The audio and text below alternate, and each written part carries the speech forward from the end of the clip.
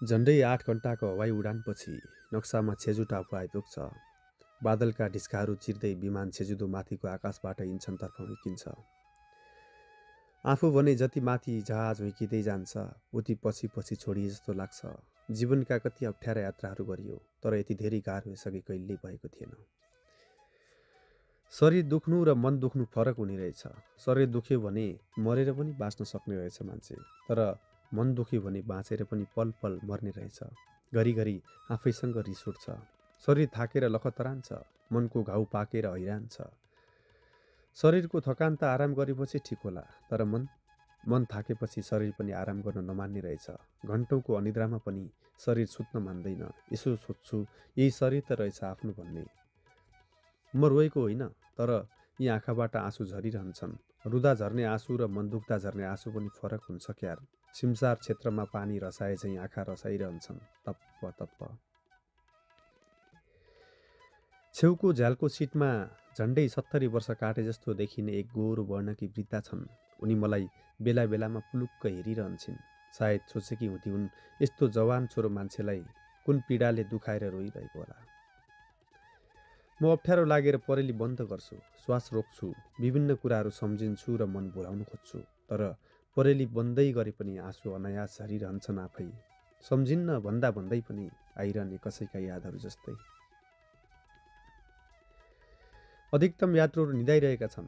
केहीले अगाडिको सानो स्क्रिनमा आफ्नो रुचिका भिडियोहरू हेर्दै यात्राको आनन्द लिइरहेका छन्। दोस्रो पटक खाना खाने बेला भएको हुनुपर्छ क्यार। तपाईँ के लिनुहुन्छ? विमान परिचारिकाले मतर्फ इसारा गर्दै प्रश्न गर्छिन्। म केही पर्दैनको भावमा टाउको हल्लाइदिन्छु। छेउकी वृद्धाले आश्चर्य माने जस्तो गरेर फेरि मलाई हेर्छिन्। सायद मैले पहिलो पटक खाना नखाएको पनि उनले ख्याल गरेकी हुनुपर्छ। म नदेखे जस्तो गर्छु। छेउछाउमा बसेकाहरू के मागिरहन्छन्, म वास्ता गर्दिनँ। जसलाई आफ्नै त वास्ता छैन उसले किन अरूको वास्ता गरिरहनु? बियर, व्हिस्की, वाइन, चिसो पेय, ओरेन्ज जुस, एप्पल जुस, के। खानापछि चिया कफीको पालो आउँछ। मेरो मन कसैमा जाँदैन। म आँखा बन्द गरेर निधाए जस्तो गर्छु। केही बेरपछि काँधमा कसैले चलाए जस्तो लाग्छ। मन नलागी आँखा खोल्छु। हातमा एउटा कचौरा बोकेर उही परिचारिका उभिएकी छिन्। Sir foods? सानो कचौरा मतर्फ बढाउँदै मुसुक्क हाँस्छिन्। मैले पर्दैन धन्यवाद भनिदिन्छु। Are you okay sir? उनले प्रश्न गर्छिन्। म ठिक छुको भावमा फेरि टाउको हल्लाइदिन्छु। सट्टामा वृद्धाले कचौरा हातमा लिएर मेरो अगाडि राखिदिन्छन्। आँखाबाट केही थोपा आँसु चुहिएर त्यही कचौरामा पर्छ। मन नलागी 2-3 पिस खाए जस्तो गर्छु। मानौ मैले तिनै वृद्धाका लागि खाइदिएको हुँ। फेरि आँखा बन्द गर्छु। कसैले छेउबाट कोट्याए जस्तो लाग्छ। मलाई आँखा खोल्न मन लाग्दैन। एकछिनपछि फेरि उस्तै स्पर्श महसुस हुन्छ। दुई हातले मिच्दै आँखा खोल्छु। तिनै वृद्धाले टिस्यु पेपर हातमा लिएर नो भन्दै टाउको हल्लाइरहेकी छिन्। मलाई के गरौँ कसो गरौँ हुन्छ। टिस्यु पेपर समातेर धन्यवाद भन्छु। उनी मुसुक्क हाँस्छिन्। मन धेरै दुखेको छ? उनको प्रश्नले झन् आँखा रसाउँछन्। अघि नै देखि उनको हातमा एउटा सानो डायरी जस्तो किताब थियो। उनले बेला बेला पाना पल्टाइरहेको देखेको थिए। नाकको डाडीमा चस्मा अडाउँदै मेरा दुवै हात समाउँछिन् अनि आफूतर्फ तानेर त्यही किताबमाथि हात राखिदिएर प्रार्थना गरे जस्तो गर्छिन् र भन्छिन्, चिन्ता नगर, सबै ठिक हुन्छ। सुनेर आँखाबाट ढिक्का ढिक्का आँसु झर्छन्। म रुँदा रुँदै हाँसे जस्तो गरिदिन्छु। साँच्चै म रोएको चाहिँ थिइनँ, तर रुनका लागि त कारण चाहिन्छ। मेरा आँसु त बिना कारण खसिरहेका थिए। Excuse me sir? पानीको जग र गिलास बोकेर छेउमा तिनै विमान परिचारिका उभिएकी छन्। पानी लिनुहुन्छ को भावमा। म धन्यवाद भन्दै गिलास समाउँछु। उनी पानी राखिदिएर मुस्कुराउँदै जान्छन्। विमान इन्चन अन्तर्राष्ट्रिय विमानस्थलमा सकुशल अवतरण गर्छ। तर मेरो मन भने अवतरण गर्न नमाने विमानबाट देखिएका बादलका ढिस्काहरूभित्रै कतै रुमलिरहेछ। बोर्डिङ पासका लागि लाइन थियो। म पनि त्यही मिसिन्छु। एक सुरमा थिएँ, फेरि पछाडिबाट कसैले प्याट्ट हिर्काउँछ। उनी वृद्धा पछाडि उभिएकी छन्। केही नबोली मेरो अनुहार हेर्छिन् अनि मुसुक्क हाँस्छिन्।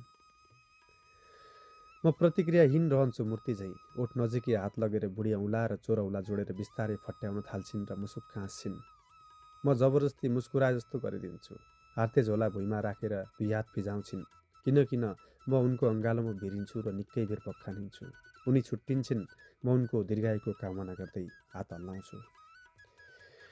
कोरियामा जताततै आगलागी भएको खबर छ। सबै आगलागीको खबर सुनेर निराश छन्। वनभरि डढेलो फैलिएको छ। मनभरि लागेको आगो उस्तै छ। आकाश धुवाँले भरिएको छ। वनको डढेलोको सबैलाई चिन्ता छ।